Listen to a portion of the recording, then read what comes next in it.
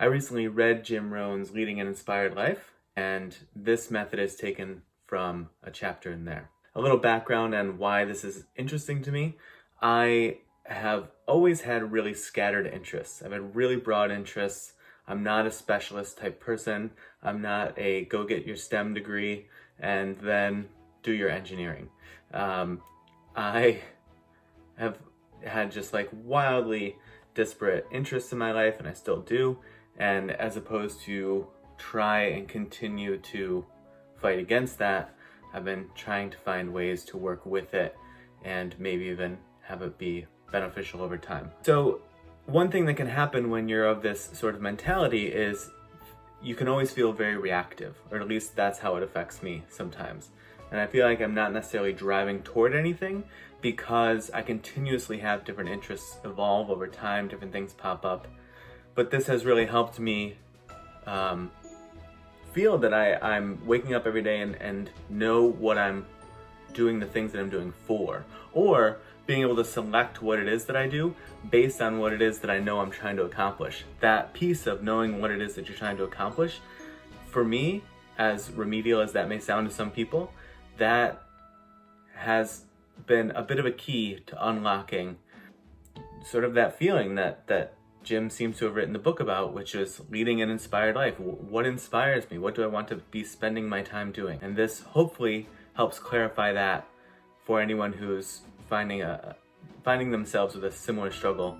So let's get started. So jot down these 5 questions, and then you're going to take some time to kind of loosely kind of let your mind wander on the question. Let yourself be creative. Don't feel tied to anything.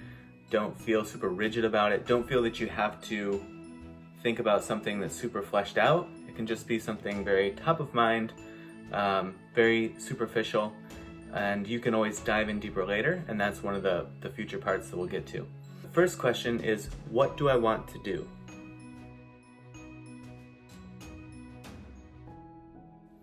Who do I want to be?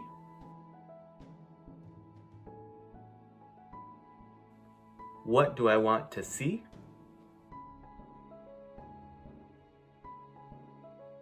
What do I want to have?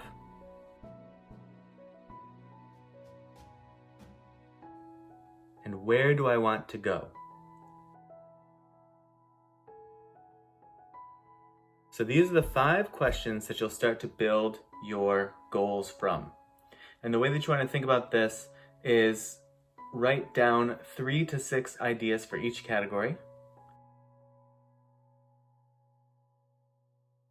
This took me probably 3 to 4 days to just get these initial things down, because I found myself writing kind of duplicative things in different places and realizing like, oh, those are kind of the same thing, or this is actually a better version of that. So it took me some time to sort of like kind of work my way through it. But it also took me time to just think about, that question of what do I want to do? I don't know. That was where I started. I don't know. I want to do a bunch of different things and not do a bunch of different things. And it just kind of felt like that. If it takes you days or if it takes you weeks, I think let that play out. Just realize at some point, if you're actually just putting it off and you're never going to finish it, then maybe you just need to like put a pin in it and move on to the next one. And if something arises through the rest of the process, then maybe that's a way that you can improve upon what you've jotted down. I'll give you a couple of examples of what I first jotted down. What do I want to do? A couple of my answers were learn French and to leave something behind so that people know that I was here and what I did. So those are a couple of those. Who do I want to be? I have comfortable as myself. I have financially independent. Those are a couple. What do I want to see? A couple of things here. My kids grow up and my wife age. And interesting nature. What do I want to have? A house and land. A strong, flexible, and healthy body. And the last one, I'll give you a couple examples on where do I want to go. I took this very literally. A couple of the places that I listed were New Hampshire and Aix-en-Provence in France. Go ahead, make your list, and then when you come back and you have those, you're going to go ahead and put the number of years that you think it'll take you to accomplish each of those goals. I put learn French, 5. So I think over the course of the next 5 years, I could become fluent in French. You have to realize that, like, yes, you could maybe accomplish that in a year or 3 years or something, but you have to look at it in the broader context of you're gonna end up with several goals here. So you need to kind of figure out what you can knock out by spending a bunch of time on it right away versus what you can kind of draw out over a period of time, not for the sake of putting it off or being slow about it, but just because maybe to truly accomplish that thing, it just has some trickier components to it. Put a year next to each goal, how long that you think it'll take you to accomplish it. And Jim suggests that you round these to 1 year, 3 years, 5 years, and 10 years. And then I think the idea that we'll talk about in future videos is, like, as you're going on, you will extend those 10 years out. So if there's something, you know, if you're 25 and you want to accomplish something by the time you're 65 and that's 40 years out, maybe it doesn't make your 10-year list yet, but it can in the future. Figure out your time frames. And once you have a time frame next to each, again, remember 1, 3, 5, 10. These are the ones that he recommends. And then he says you should go through and break out all of your 1s, 3s, 5s, and 10s. What you're trying to get to is a balanced distribution. And what he says is if you have way too many 1s, for example, then you need to probably in your actual life, but this is certainly true for this exercise, you need to spend more time thinking longer term. If the inverse is true, you have a bunch of 10s or maybe a bunch of 5s, but very few 1s and 3s, then Jim suggests that you may be kind of a procrastinator or have a tendency toward putting things off, and that you should really think about, okay, if you've spent time focusing on achieving a goal this year, achieving a goal in the next 3 years, you know, what could you realistically do? And you should commit to it. Again, 3 to 6 things in each category. There's 5 different categories or questions. My totals were I had 4 1-year goals, I had 4 3-year goals, I had 5 5-year goals, and 5 10-year goals. So luckily, I just ended up to be kind of balanced. It doesn't surprise me that I have more 5s and 10s, because I would say of anything, I probably tend to procrastinate versus that kind of type A, go tackle the day kind of mentality. So that didn't surprise me. Okay, so now you have your list, you have your years, and now it's time to start making decisions. So the decisions that you're gonna make are getting yourself 4 goals in each time frame.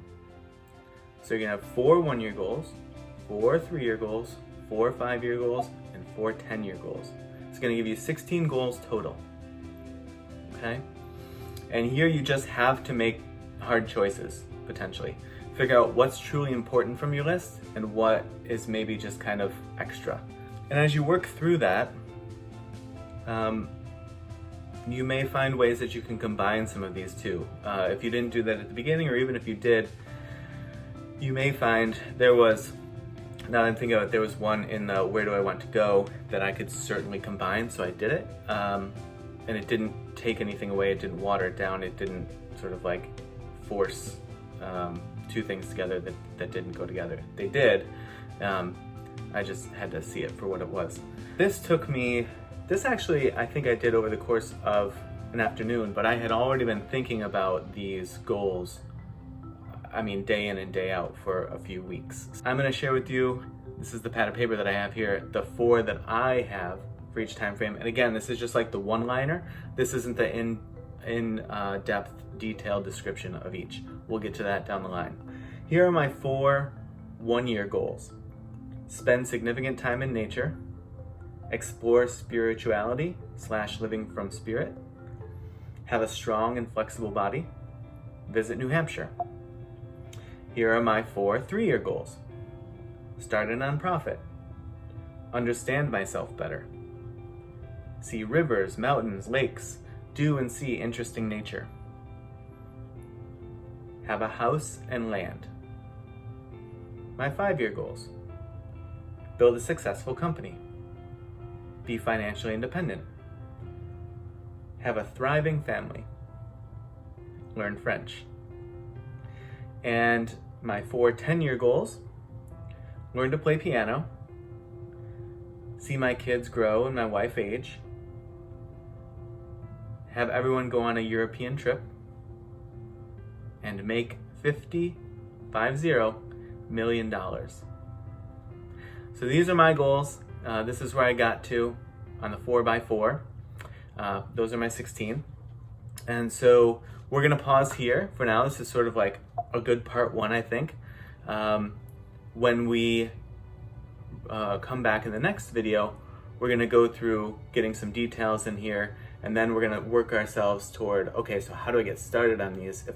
Should I just spend all of my time on my 1-year goals and then transition to my 3-year goals? The answer is no.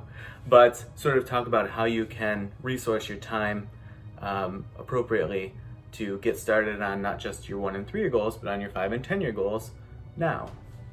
Anyway, I hope you enjoyed this. If you find this or any of my other videos valuable or entertaining, please like and subscribe. This is a very young channel, and it's very hard to get a channel up and running and get the algorithms picking it up and serving it up to people in their feed and suggesting it to them as they finish other videos. But if you could do that for me, I would greatly appreciate it, and I will see you in the next video.